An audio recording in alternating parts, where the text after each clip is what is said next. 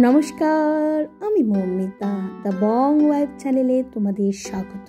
আজকের ব্লগটা এখান থেকে শুরু করছি। আজ এসেছি বিকেলবেলায় আমরা নার্সারিতে অনেক দিন ধরেই যাবো ভাবছিলাম, যাওয়া আর হচ্ছেই না, হয়েই উঠে না, একটা না একটার পর লেগেই আছে। সেই কবে বলেছিলাম দাদাকে আসবো, বা আশাই হয়নি। কিন্তু এখন তো শীত পড়ে গেছে, কিছু সিজনাল ফুল ছাদে না থাকলে ভালোই লাগে না মনটা, তাই চলে এলাম।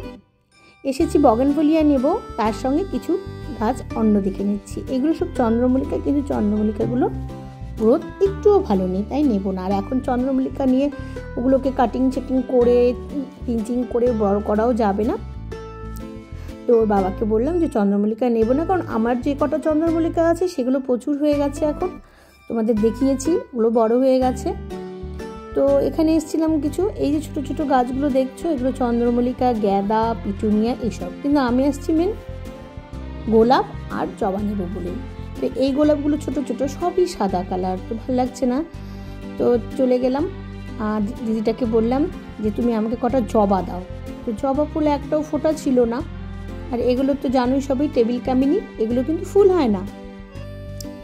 তো জবা কিছু এখান থেকে বের করে রাখলাম, আবার আরেকটা রোতে নিয়ে গেল, যে ওখানেও কিছু জবা। আর দেখো আমার সাথে কি এসেছে ছোট মহারাজ। ছোটুকে কোথায় রেখে আসবো, এখন তো দাদাও নেই বাড়িতে, তাই ছোটু আমাদের সাথে সাথে ঘুরতে চলে এসছে। ওরও একটু ঘোরা হয়ে গেল। তো আমি জবা দিদিভাইটা বলছি যে দেখো ফুলগুলো তো ফোটেনি, বুঝতে পারি না কোনটা কখন কোন কালার, স্বাভাবিক এত ফুল গাছ। তো পরে গিয়ে আন্দাজের উপরই নিয়ে আসলাম কয়েকটা জবা। আমি তো এসেই গাছ লাগাতে বসে গেছি, এদিকে কিন্তু রাত হয়ে গেছে। দেখো লাইট জ্বালিয়ে রেখেছি ছাদে। ওর বাবা একটু বকাই দিচ্ছে আমাকে যে তুমি একখান থেকে এসে এখনই বসে পড়ছো। তো আমি কিছু কিছু লাগাই আর লাগাবো না, তো কিছু গাছ লাগিয়ে ফেলছি। তো মানে যখন মন চায় সেটা তখনই করি, এদিকে শরীরের কথা চিন্তা করি না, এত বড় রোগটা আছে। তো আমি কিছু প্রথমে ক্যাপসিকামগুলো লাগিয়ে ফেলি, কারণ ওগুলো তো বেশিক্ষণ রাখা যাবে না। আর জবা গাছগুলো আজকে আর লাগাবো না, আর লাগিয়ে নিব কালেঞ্চে। দেখো আমি কি কি গাছ নিয়ে এসেছি তোমাদেরকে দেখিয়ে দিই একবার। আর আমি তো এখানে কিছু ব্রোকলি, রেড, এখানে তো আগে দেখিয়েছিলাম, সব চারাগুলো উঠে গেছে মোটামুটি, ওগুলোকেও লাগাতে হবে। দেখো এই ছোটো ছোটো টবগুলো আমি 10টার মতো কিনে নিয়ে এসেছি, এগুলো 25 টাকা করে নিয়েছে। তো এই ছোটো ছোটো টবগুলোতে ভাবছি ব্রোকলিগুলো একটা একটা করে লাগিয়ে দিব, কিন্তু এখনই যে কটা গাছ নিয়ে এসেছি সেগুলোই তো লাগাতে চলে যাচ্ছে। তো বেশ ভালো টবগুলো। তো এটার মধ্যে দুটো ক্যাপসিকাম লাগিয়েছি, আর কালঞ্চ একটা গাছ নিয়ে এসেছি, থোকা কালঞ্চ। আমার লাল কালারের কালঞ্চটা আছে, ওটা প্রচুর হয়, দেশি কালঞ্চটা। আর এটা আমি ওখান থেকে থোকা কালঞ্চটা নিয়ে এসেছি। দেখো না অলরেডি দুটো গাছ লাগিয়ে ফেলেছি। এটার নামটা আমি ভুলে গেছি, এটা তো আমার আগেও ছিল। আর এটার পাতাগুলো এত সুন্দর না, পাতাগুলো আমার ছোট্ট পদ্ম পাতা যেমন গোল হয়, সেই পদ্ম পাতার মতো। ওর বাবা বলে করো করো, এরপরে হাতে ব্যথা হবে তখন বুঝতে পারবে। আমার তো স্পন্ডিলাইটিসটা আগে থেকেই ছিল, বড় রোগ হওয়ার আগেই আমার স্পন্ডিলাইটিস ছিল জানো। এখন মানে হাতে ব্যথা ট্যাথা হলে খুব ভয় লাগে। জানি না, গাছগুলো নিয়ে এসেছি, মেরে ফেলবো এত দাম দিয়ে কিনে। তো কয়েকটা জবা নিয়ে এসেছি, আর আমি একটা এবার কামিনী নিয়ে এসেছি। কামিনীর গন্ধটা কি সুন্দর, কিন্তু আমারটা টেবিল কামিনী নয়, কিন্তু শুধু ছাদে একটা সুন্দর গন্ধ হবে বলে একটা কামিনী ফুল নিয়ে এসেছি। চলো তোমাকে আমরা আমার কালঞ্চ ফুলটা দেখাই।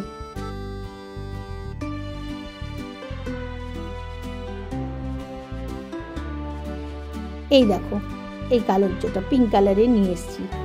হলুদ রঙের কালঞ্চটা খুঁজছিলাম, পাইনি, তো পিঙ্ক কালারের ডবল পাপড়ি কালঞ্চ নিয়ে এসেছি। এই হলো আমার ছাদ বাগানের আরেক নতুন অতিথি। দেখো জানি না এটাকে কতদিন রাখতে পারবো, কালঞ্চ তো সহজে মরে না, দেখি এটার থেকে চারা করতে পারি নাকি। আর আমি কিভাবে টব লাগাই তোমাদের আগেও দেখিয়েছি, যে বালু নিয়ে নিয়েছি, ওর বাবাকে দিয়ে আগেই করে রেখেছিলাম, পাথর উঠিয়ে রেখেছি। প্রত্যেক দিন তো আর পাগলাকে নিয়ে কাজ করা যায় না, তাই ছোট ছোট কাজগুলো নিজেই করছি, দেখি এরপর কি হয়।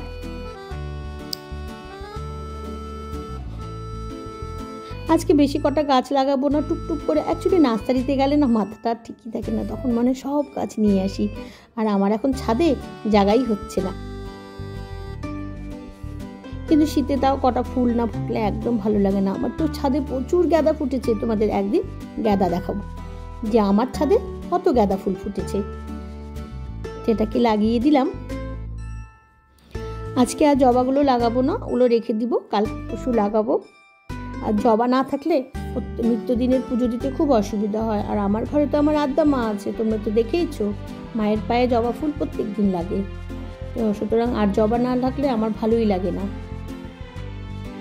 তো এই গাছটা মোটামুটি লাগিয়ে দিয়েছি।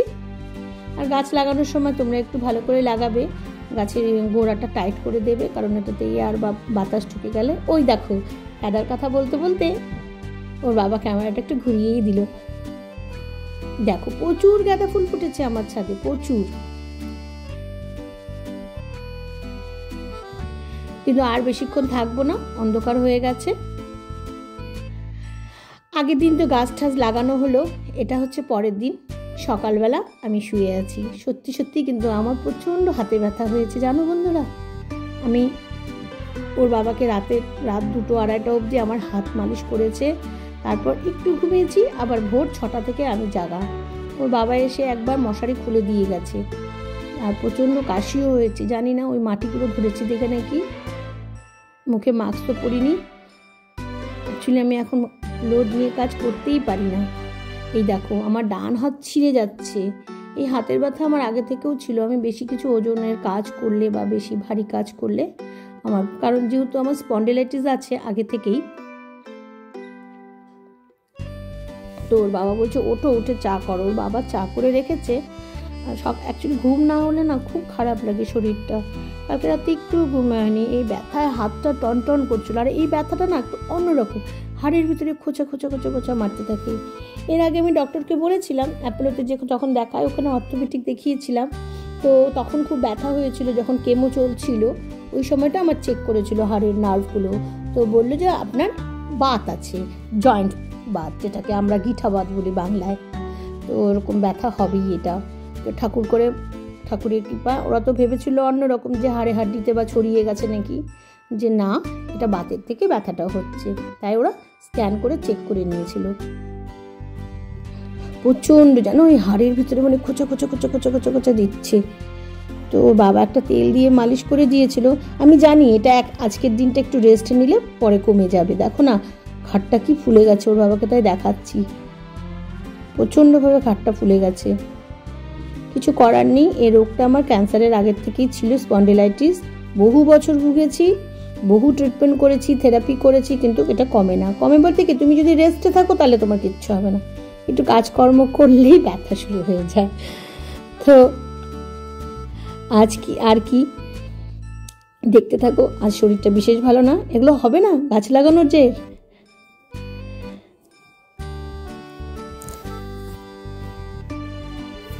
প্রচণ্ড রোদ উঠে গেছে, মনে হচ্ছে অনেকটাই বেলা হয়ে গেছে। কিচ্ছু করিনি জানো সকালবেলা। শীতটা পড়ে গেলেই আমার কাজ বন্ধ হয়ে আসে। শীতে বেশি ঠান্ডা লাগাতে পারি না শরীরে, কারণ আমার যে রোগটা হয়েছে না, বেশি ঠান্ডা লাগানো যায় না। এটাতে ঠান্ডা লেগে গেলে WBC কাউন্টটা বেড়ে যেতে পারে, সে তো রক্তকণিকারই এটা, কারণ এরা তো লড়াই করে। তো চলো সকালে উঠলাম, মুখটা ধুয়ে একটু চাটা খেয়ে নিই, খেয়ে নিয়ে আস্তে আস্তে কাজে লাগবো। আর শরীরটা সত্যি খুব খারাপ লাগছে, কারণ ঘুম না হলে খুব খারাপ। ছোট মহারাজ উঠেছে, ওর বাবা বললো, উঠে উনি বিস্কিট খেয়ে, তাও যেহেতু ঠান্ডা পড়েছে উনি বিছানায় শুয়ে আছে, দেখেছো? বলে আমার বাবা, তোমার ছোট্ট বাবাটা, দাদা নেই, দাদা নেই সোনা।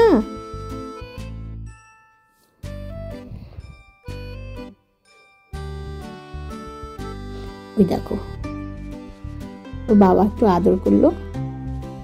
চলো বাবা উঠো উঠো, চলো আর শুতে হয় না।